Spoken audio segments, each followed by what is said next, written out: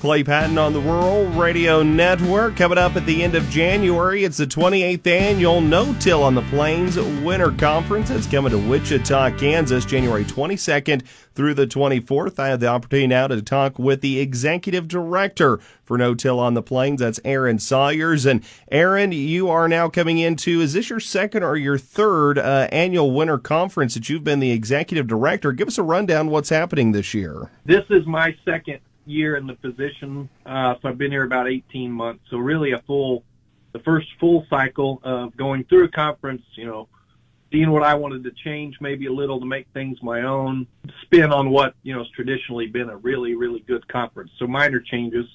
But this year our theme, building soils beyond no-till, because we are so much more than just about no-till. So there's going to be some neat new faces there as speakers.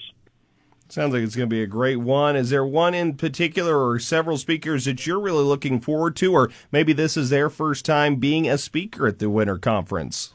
The always popular Jay Fuhr will keynote for us, so he'll actually be there for the advanced portion on Monday. Then he'll have a keynote on Tuesday.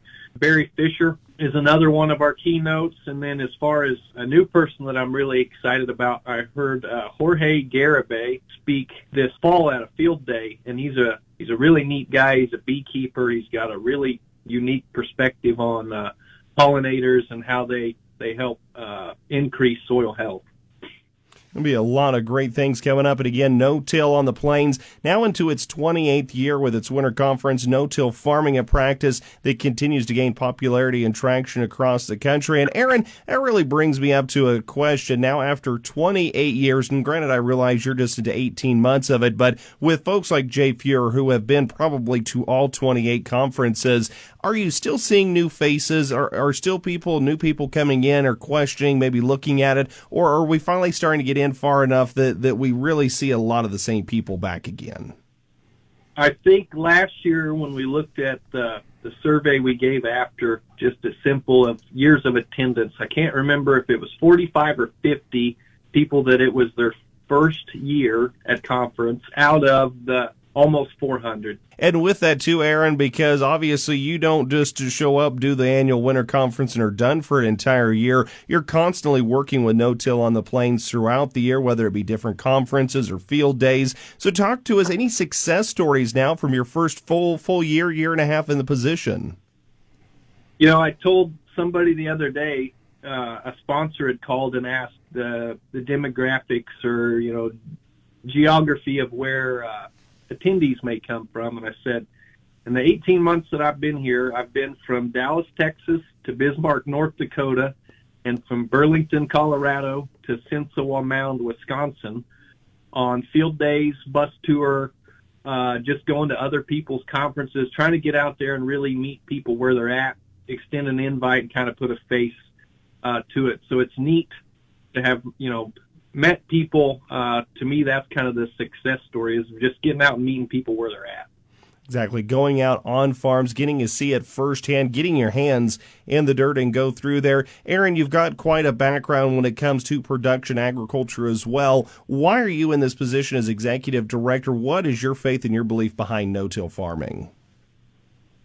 My thing is really in the network that's in this organization. It's almost a family affair of, we all struggle at times. I had over 8 years in cooperative extension before I came to this job, and seeing farmers that were struggling and then finding organizations like No-Till on the Plains that really would come to their farm, meet them where they're at, talk about, a lot of their failures that had got them to their successes. So that's really what I like the most. What is the family atmosphere, the networking. It's unbeatable. Aaron, let's go back and let's discuss the annual conference once again. That's January 22nd through the 24th, Wichita, Kansas, No-Till on the Plains. Aaron, give us a rundown. Are registrations still open? When do they close, and how do folks register if they haven't yet? Right. So you're going to go to our website, www.notill.org, and you're going to click on registration there. On any of the events, you can register for one of the two pre-conference workshops on Monday, either the advanced or the beginners. or winter conference, or a combination of both. So by January 5th, you want to get that done and take advantage of the early bird pricing to save some money. There's a lot of opportunity coming in. Again, we're talking with the Executive Director of No Till on the Plains. That's Aaron Sawyers. And Aaron, thanks again for giving us a rundown what to expect this year at the annual meeting happening there in Wichita, Kansas. Before I let you go, though, final closing thoughts, important information I've overlooked in the course of our conversation. We just hope to see you there. Get on the website, look at the speakers. There's an array of speakers of different topics. It's not just about just row crop. There's some grazers, like I said. There's a beekeeper. There's a ton of resources, different things. So if you're interested in something, whether you've got a small garden or you're a 10,000-acre row crop farmer, we should have a speaker that would excite you at least a little bit. There we go. A lot of opportunity. Again, that is the No Till on the Plains Winter Conference, Wichita, Kansas, January 22nd through the 24th. More at notill.org. And you've been listening to the Rural Radio Network. More anytime when you visit our website. That's ruralradionetwork.com.